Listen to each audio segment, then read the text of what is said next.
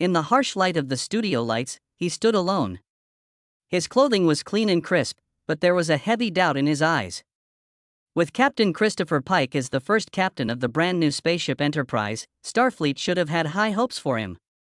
Instead, he was about to become a warning tale in the history of TV. In 1965, the first pilot show, called The Cage, had just been sent to NBC executives. The people in charge of the network had seen the footage, which showed amazing worlds, risky explorations, and complex science fiction, but they weren't pleased. After 2 days, they sent Pike a cold, short note that said, "Reconsider your series lead." Those 5 words would change the world of Star Trek forever, but the real reason for the short order was much more disturbing than anyone could have imagined. Most fans think that Captain Pike was changed because NBC wanted someone younger, flashier, and more emotional. They point to letters from executives that say Pike's behavior was too reserved and too serious for family viewers on Saturday nights. But somewhere in the studio's records is a secret report that tells a darker story. It's about secret trials, manipulation, and a moral compromise that almost ruined the show before it even aired. To get to the truth, we need to go back to the party for the end of The Cage.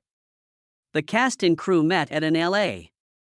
soundstage with champagne cups clinking and laughter reverberating off the walls. Jeffrey Hunter, who played Pike, smiled for the cameras as he praised Roddenberry's brilliant writing. But behind the camera, network experts moved among the guests, putting microfilm reels in their suit pockets and nodding to each other in dark corners. They weren't just enjoying a successful shoot, they were also getting ready for a psychological field test to see how real people react to Pike's calm authority. The cast didn't know that these experts had been working on a new way to study audiences for a year, using pattern lighting and sound frequencies in test reels to send subliminal messages. They thought that by carefully tuning into viewers' subconscious feelings, they could not only find out how engaged they were, but also change it, which would allow them to engage people in a way that a standard focus group couldn't. It was shown for the first time in Southern California in rented theaters. People from all over the world were called to a sneak preview event. Kids pushed their parents' sleeves, eager for space adventures, and older viewers talked about how great the show would be. However, the advisors flicked switches in the projection booths while they watched Pike give careful orders and stare with stoic determination into the unknown. During Pike's talks, the colors on the screen slowly changed to cooler tones, and Jerry Goldsmith's score was accompanied by almost imperceptible pulses of music that were meant to make people feel detached instead of excited. Volunteers filled out surveys that seemed to be neutral. For example, one question asked, "How excited did you feel? How easy was it to relate to the captain?" But in the small print, there were coded prompts that tested subconscious reactions using galvanic skin monitors that were hidden in the armrests. The results were terrible. The consultant's summary says that 82% of test watchers said Pike's leadership left them feeling uninspired. Physiological data showed that he was not very engaged during the scenes where he was calm and powerful. His heart rates barely changed from the baseline readings. Instead, when pilot scenes with supporting characters like Lieutenant Jose Tyler's broken mechanical hand and Counselor Spock's inner struggle were shown without the calming subliminal tracks, audience participation went up by 40%. The network execs looked over these numbers over and over again because they were sure that Captain Pike's personality was fundamentally at odds with their idea of mainstream science fiction. They thought they needed a captain who could connect with people on more than one emotional level, someone who could make people admire and care about them without using manipulative psychological tricks. There was a heated argument going on behind closed doors. According to Gene Roddenberry, the methods used in those reviews were wrong and hurt the quality of his work. Thomas Blanton, NBC's vice president of programming, replied that TV was the new way to influence people and that any tool that was normal would do as long as it got more viewers. Blanton stressed, "This isn't about ethics. We want to win on Saturday night. We will lose to the wrestling match on Channel 7 if we don't check our morals at the door." Roddenberry's last straw was learning that the experts had tried an even more extreme method, putting weak infrared pulses into closed captioning signals. These pulses, which can't be seen, were meant to make people feel more anxious during quiet scenes, which would make them want a hero they could really relate to. Roddenberry was furious. He had pitched a show about hope, discovery, and how the human spirit can overcome hardships, not a secret experiment on TV viewers. He slammed the script for The Cage on Blanton's desk as he stormed into his office. He told them, "Get these psychics out of my production, or I walk," Roddenberry said. It was one of the few times things got tense between him and the network, but he couldn't give in. The next day, he was given a choice: get rid of Pike's captain or lose the whole series. Roddenberry reluctantly agreed, but only if the new captain was picked based on artistic merit and not on psychological tests. NBC's answer was James T. Kirk, played by William Shatner. Kirk was a brave, cocky, and risk-taking officer with a roguish charm. There were no secret subliminal tracks in Kirk's first appearance in the second pilot, Where No Man Has Gone Before. Instead, the attention was on his charm, his flawed heroism, and the very human times of weakness that the consultants had worked hard to create. People who watched Test loved Kirk's quick wit and angry reactions. As he ran through danger or wooed his team with a wry smile, their skin monitors showed big jumps in engagement. Star Trek felt alive in ways that the cage had only hinted at. But the disturbing effects of those early trials did not go away when Pike left.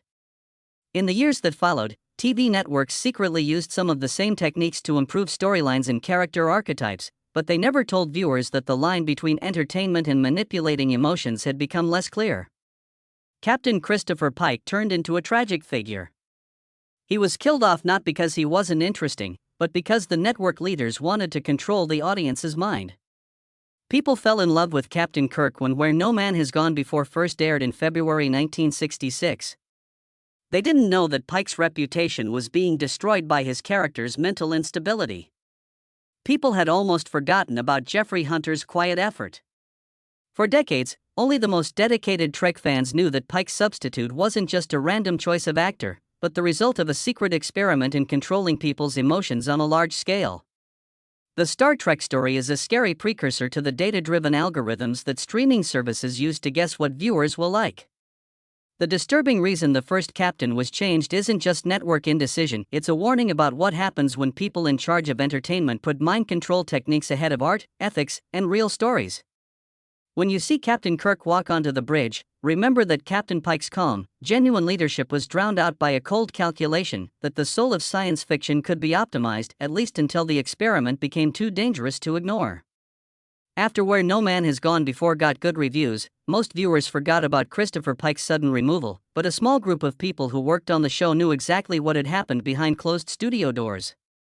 Gene Roddenberry was both pleased and uneasy about William Shatner's performance as Jim Kirk, so he made the production staff write a strict memo: no more secret color shift experiments and no subliminal audio tracks designed to change how people feel. He said that stories should be told based on their own worth, without trying to control people's minds. NBC wanted to keep the cheap show on the air and was encouraged by rising test scores, so they quietly agreed to Roddenberry's code of ethics, even though some higher-ups complained that it would make it harder to optimize future episodes. But those limits turned out to be weak. Many of the independent experts who snuck into meetings early on in the original series had learned their craft by watching screenings of The Cage. They were there to offer creative enhancement services. They talked about techniques like alpha wave gating, which changed the colors of the background and put inaudible tones below dramatic speech to supposedly sync viewers' brain activity with the hero's victories.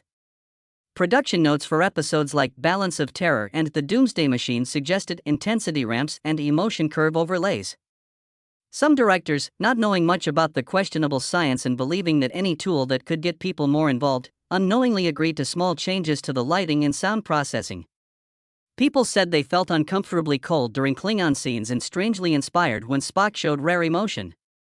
This reinforced the idea that Star Trek was just more immersive than other shows. Fans of Star Trek started to notice strange things. Fans who watched the 1968 season finale, All Our Yesterdays, noticed that some shots of Karen passing out looked strangely desaturated. When she woke up, the colors suddenly exploded in warmth, which some thought was meant to emphasize her emotional change. Others heard a faint hum during Captain Kirk's winning speeches. This low-frequency pulse was called the Shatner spike on message boards. A lot of fan letters came into the studio mailroom. Some called these parts of the story the best of the author's work, while others called them manipulative. Roddenberry's office got copies of these letters, but internal notes talked about vague things like viewer feedback instead of actual ethical violations. By the time Star Trek first went into syndication in the mid-1970s, the effects of those early tests had to be taken into account. At that time, Paramount Pictures had the rights to distribute the movie, so they paid for a remastering project to clean up the original images. Roddenberry, who was both skeptical and hopeful, helped make sure that the color timing on the Cage pilot met Gene Coon's vision and that any illegal audio filters were taken out. His team found secret tonal layers in a number of cliffhanger scenes, including the mysterious scene in What Are Little Girls Made Of where the face melts. And they carefully took them out, putting the conversation back into its natural flow. People at conferences and in university film departments passed around fake copies of the restored cuts, which were then used as examples of how to be ethical in the media. There was no editing done on this performance, so everyone could see and hear Captain Pike's performance as it was meant to be heard. When Star Trek, the original series, was digitally updated for Laserdisc in 1986 and then for DVD in the early 2000s, these versions were the only ones that were considered official. Roddenberry wrote an introduction to the DVD booklet that stressed how important it is to keep the integrity of art. True emotion cannot be engineered by microtones or visual trickery, it arises from genuine human connection, he wrote. When the movie came out, people became interested in Jeffrey Hunter's performance as Captain Pike again. This led fans to start campaigns to gather old photos, script drafts, and production stills. For the first time, The Cage should have been paired with the classic shows instead of being an afterthought. Some university studies on the history of television even had modules called Star Trek and Subliminal Storytelling. In these modules, students looked for hidden clues in early scripts and compared them to Roddenberry's clean remasters. In any case, the memory of those early changes never went away completely. Starfleet Studios put together oral histories of veteran producers and consultants who admitted to making mistakes from time to time. These were times when tight budgets or pressure to get high numbers made them want to whisper in viewers' ears. Many people said they somewhat agreed with Roddenberry's moral stance, even though they claimed that the techniques were very basic versions of A/B testing and data-driven audience metrics used today. Today, film schools teach the Star Trek journey as both a great example of imaginative science fiction and a story that shows how to make media without crossing moral lines. Can we change how viewers feel? Is no longer the topic of talk. To what price do we pay for putting involvement over authenticity? After many years, Captain Pike came back to life in the streaming era spin-offs Discovery and Strange New Worlds, which changed the course of the story. The way Anson Mount played Pike was a tribute to the way Jeffrey Hunter played the role with depth and sincerity. But the real honor was in the unedited presentation. The new show was all about being honest, and they put out behind-the-scenes featurettes that showed everything about Pike's return, from makeup tests to script read-throughs, without any hint of subliminal enhancement. Fans were excited about these panels at Comic-Con, and they held Q&As with sound engineers where they talked freely about differences in color grading and the lack of any hidden audio frequencies. It was a big change from the covert operations of the 1960s. It shows how the internet and the power of the audience have changed the business. In this day and age of streaming algorithms that suggest shows based on watch time, skip rates, and user reviews, the story of Captain Pike's replacement is more important than ever. To get direct input, modern platforms use clear A/B tests that drop different taglines, thumbnails, and even plot twists. They do this instead of covert psychological warfare and instead use real-time data analytics. Even though we're happy about this openness, we need to stay alert. The disturbing reason why Pike was changed shows us that any method, even one that is scientifically sound, can be used to trick people if it is not watched. Shadowy experiments had buried Captain Pike's calm dignity, but it has now been restored. This is a lasting reminder that true leadership, whether on the Enterprise or in content creation, requires honesty as well as vision.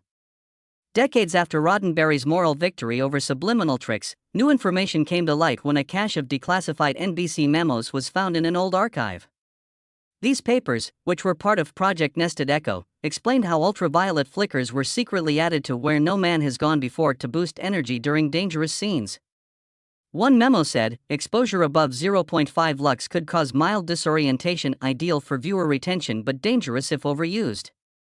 Another memo talked about plans to test sonic microbursts under Kirk's Dammit, Jim outbursts to help people remember his heroic rhythm. Even though the letters were marked top secret, eyes only, they were left alone in a metal cabinet for 50 years. When people finally got it, both experts and fans were shocked that pirate-level psychology was being used on family TV. Veterans of the industry who were interviewed for later films said that those early experiments were seen as cutting-edge science and a way to get people more interested in the subject. But they felt guilty about how excited they were. One former NBC sound engineer said, "We knew it was rough, but the ratings kept us going. It was exciting to see how people unconsciously reacted, as if we were controlling their feelings." Film historians say this confession changed people's view on how people should handle being manipulated behind their backs.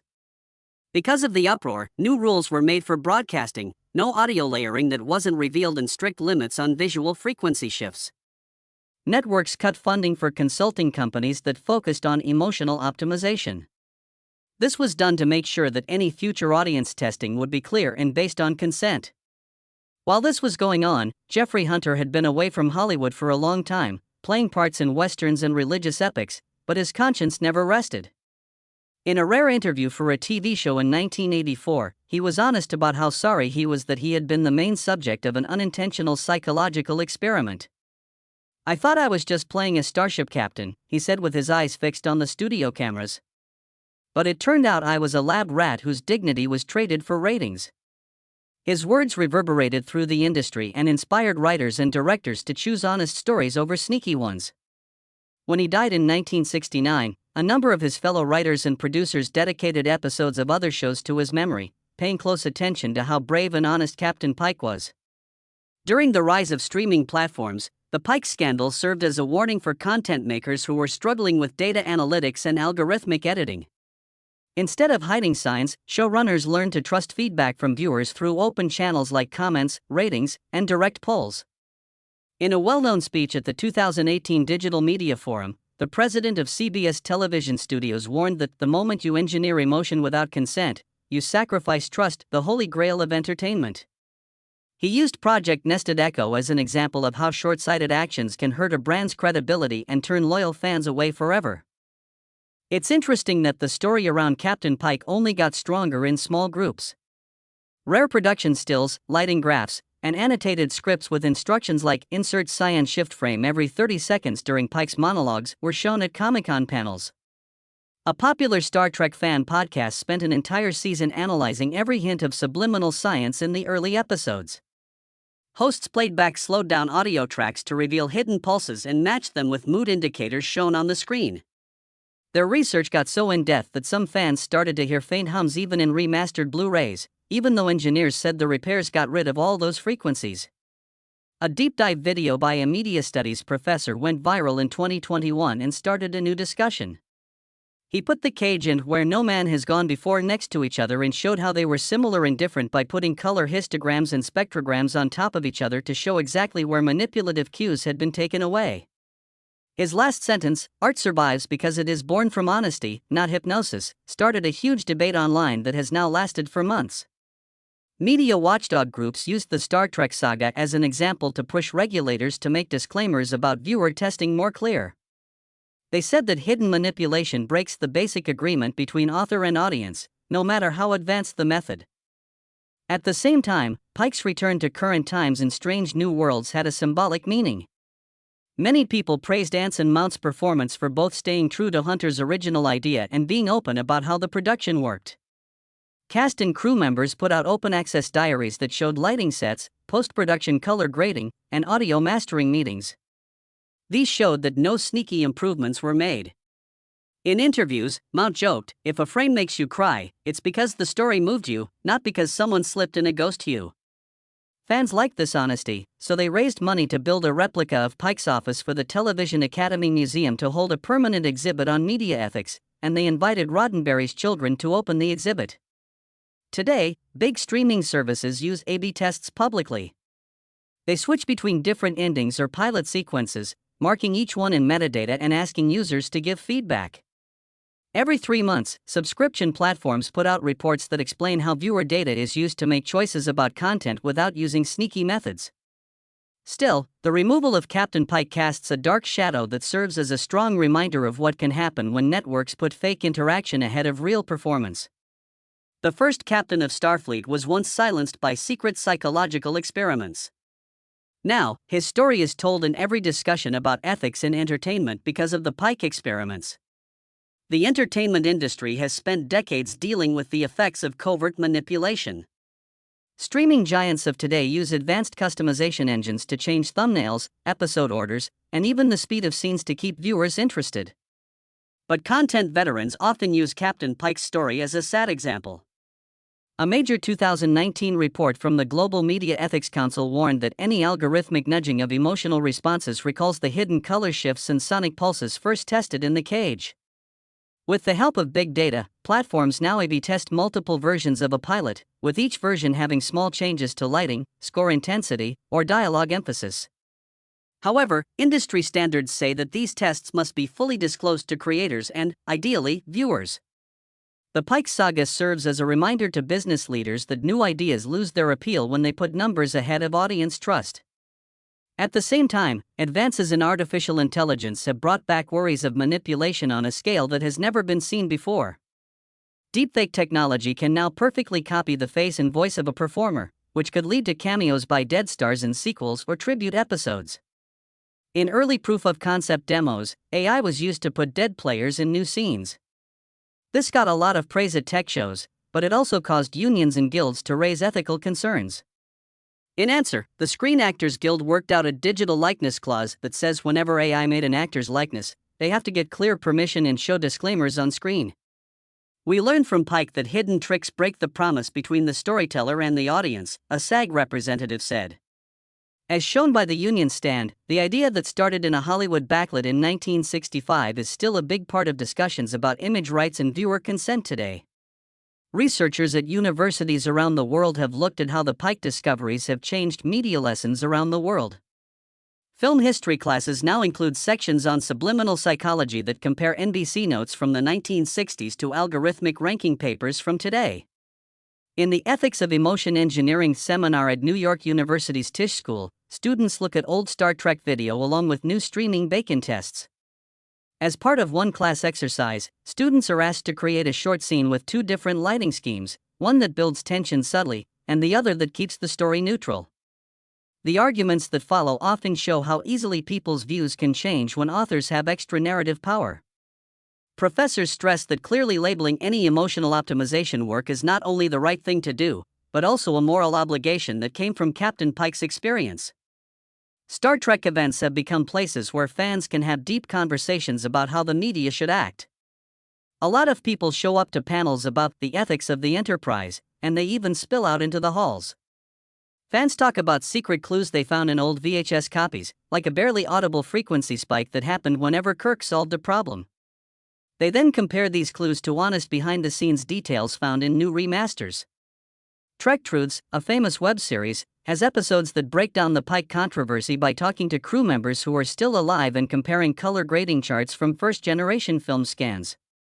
Sometimes, the host of the show will say, if we accept hidden engineering of emotion, we risk betraying the spirit of exploration at the heart of Star Trek. This is a rallying cry that sounds a lot like the fight Roddenberry started in boardrooms more than 50 years ago. The Pike story has been used as inspiration for many other types of media, from video games to virtual reality experiences. When game developers change the music in games to make them more intense, they now include gaming intention labels, and VR producers say if they added any extra sensory information to the physical feedback systems.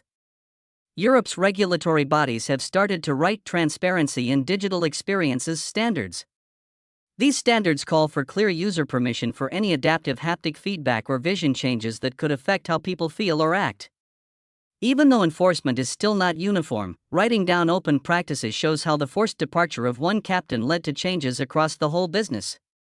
Over the next few years, it will become much harder to tell the difference between engaging storytelling and sneaky emotional engineering. In a time of neural interface headsets and data loops, artists must ask, are we making real art or are we quietly testing the human mind? The fact that Captain Pike was thrown out because network experts treated him like a test subject is a stark reminder of this. Eventually getting better in Strange New Worlds, and the open joy of his return show how important honesty is compared to lying. The story tells every producer who might be tempted by secret changes or audience hacking algorithms to be careful and open. Telling stories is based on trust, and it takes generations to rebuild that trust. Since the Pike scandal changed how stories get to our screens, unions and groups in the industry have turned hard lessons into legally binding agreements. The Screen Actors Guild's Digital Likeness Clause, which was put in place in the late 2010s, says that any use of an actor's voice, picture, or likeness, whether it's live, archived, or made by AI, must have signed permission, be disclosed on camera, and be paid for. Now, directors and producers have to deal with contract writers that make it clear that they can't use secret improvements to change how people feel. Even the Writers Guild added a rule called narrative integrity that says plots can't include any clues that are only meant to change how people subconsciously react. Networks that break these rules could be fined, scolded in public, or criticized at big award shows in the industry. What started as a secret test on a pilot episode became the norm around the world. No more dark color changes or pulses that can't be heard without everyone knowing. While this was going on, streaming platforms changed crowd testing from sneaky mind tricks to open A/B tests.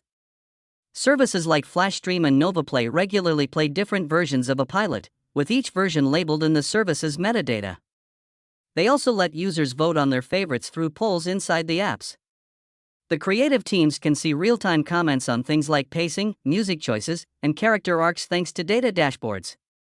If viewers notice changes that were made on purpose, they can report them for review, which can lead to community talks and even changes in how the seasons are made between seasons. Every 3 months, these platforms put out viewer engagement reports that show how many people chose to take part in A/B tests and how they reacted. In this day and age of automated curation, the Pike story is a cautionary tale. Data analytics help us understand tastes better, but honesty keeps trust alive. The fact that Captain Pike is back in current Star Trek spin-offs is both a tribute to and proof of the power of open storytelling. When Strange New Worlds came out, the producers put out a lot of making-of documents. These included behind-the-scenes videos of lighting rigs being set up without any hidden filters, audio engineers keeping track of every decibel of Foley and score, and actors talking about the emotional core of each scene without mentioning any psychological engineering. People loved Anson Mount's performance because it was so true to Jeffrey Hunter's original role, and they also loved how real the production was. At Comic-Con talks, showrunners showed waveform analyses and color grading swatches to show how each shot stayed true to Roddenberry's vision. Fans watched these documentaries in droves, praising the franchise's willingness to be open. This openness started a positive feedback loop. Fans' fervent support for Pike's character led to renewed streaming contracts and orders for spin-offs, showing that being honest can be the most powerful creative tool of all. At the same time, groups that work to protect the integrity of the media and government agencies created rules to stop a new breed of sneaky manipulation. In their 2022 white paper called From Subliminal to Algorithmic, the Global Media Ethics Council linked Project Nested Echo to modern biometric content tests that use smart tech to measure how stressed and interested viewers are in what they're seeing. It asked governments to require clear disclosures whenever biofeedback or neurometric tracking is used in material. The Council of Media Regulators wrote the Digital Experiences Directive, which says that any interactive or customizable content that changes sensory elements based on user data must have clear labels. Viewers must voluntarily opt in, and authors who don't follow the rules will be punished. In the US, government hearings in 2024 looked into the morality of attention economy strategies. Witnesses said that the Pike incident was the first public alarm bell. Today, any sign of secret engineering gets quickly criticized in the news, which makes sure that audience trust stays the most valuable currency in the business. As storytellers look to more immersive tools like virtual reality headsets, neural interface experiences, and adaptive haptic suits, the thought of Captain Pike being taken away from his crew stays a guiding light. Ethical narrator modules are now being built into VR platforms. These modules let users turn off real-time changes to sound or color that might affect how their bodies react. Neuronal interface pioneers share open source code for consent-first design, which makes sure that users agree to any adaptive overlap between neural data and narrative cues. In video games, emotion mode warnings are shown before big boss fights or tense moments that use subtle audio-visual ramps. Even businesses that are trying out biometric feedback loops, like using heart rate to change how hard something is, must have clear opt-in screens and data privacy promises. Captain Pike's story comes to mind when new technology makes writers want to blur the line between art and experimentation. His exile, which was caused by secret psychological tests, tells us that every improvement comes with a duty to treat audiences as partners, not as subjects.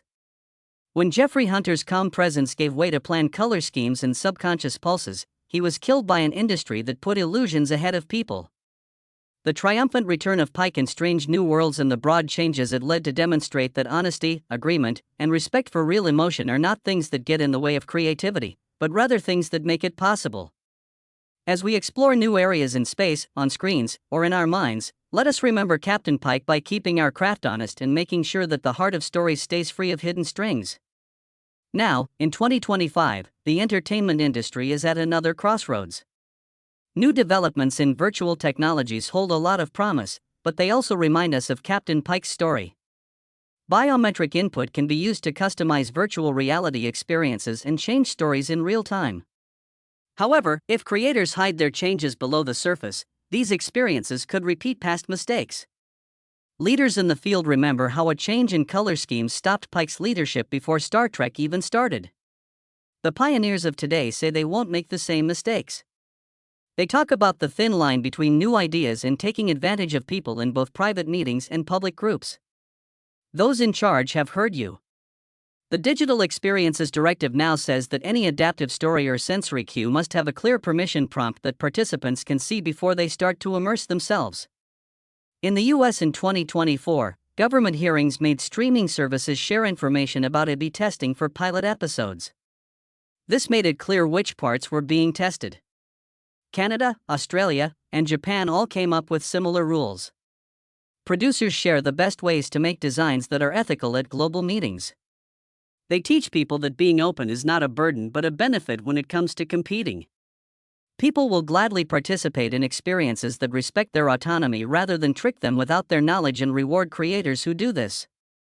A recent test took place at an international virtual reality show in San Francisco. Eye tracking and galvanic skin response were used in a sci-fi show to change how intense the fights between simulated spaceships were. When people's heart rates went up, the system started more intense scenes on its own. People who took part in non-consensual tests said they felt manipulated and like their energy had been taken over. In comparison, a sister pavilion made it clear that volunteers could choose to take part in an adaptive experience and offered debriefings afterward. People who attended liked the open plan and said they felt empowered instead of tricked. That feedback loop quickly became a model for developers all over the world, showing that respect, not sneaky tech, leads to ethical innovation. These rules are also followed by storytellers in games and participatory theater. A lot of escape rooms now have clear guides that show how they change tasks based on biometric clues like voice tone or facial expressions. Designers know that these features are more like story tools than hidden enemies. Interactive theater companies clearly label sensory strobe effects in their program materials so that guests can see when changes in the surroundings might affect how they feel. Attendance and retention have gone up as a result, showing that consent-driven plans lead to more meaningful participation. Surveys of the industry show that people believe companies that are honest about how they do things, like experiences that show all of their layers, and don't like experiences that don't make their emotional triggers clear. This shift in thinking is due a lot to what Captain Pike went through. As directors and producers explore neural interface storytelling, they pay tribute to Pike's work by creating strong moral frameworks. Now there are workshops that teach directors how to see watchers as partners instead of test subjects. Ethics checkpoints are built into every step of the production process, from writing the story to finishing the color grade. Any adaptive features must be shown in real time during beta tests, and volunteers who take part get full data records after the experience. People used to think these standards were annoying, but now they are praised as important parts of world-class production. Streaming services put badges next to content labels that say things like adaptive experience or neuroenhanced. These badges let users know about features they can choose to use. Biometric loop-enabled content must get a consent-verified seal before it can be shared. Ringo Starr's 2025 tour was one of the first big projects outside of Star Trek to use similar methods, and its success proved Pike's moral stand even more. Transparency and respect are now the most important things in a field that used to put engagement numbers above all else. When we watch interstellar dramas, VR adventures, or next-generation musicals, Captain Pike's story tells us that the real magic of stories lies in trust and honesty between the people who are telling them. When an artist consciously asks an audience to help shape an experience, they are making a deal that goes beyond just watching. They say that real human connection, not hidden engineering, is what makes narrative art thrive. We need to be even more careful to protect artistic integrity as technology changes. The spirit of that old pilot can be heard everywhere, from the classrooms where morals are taught to the soundstages where scripts come to life. That human link is priceless.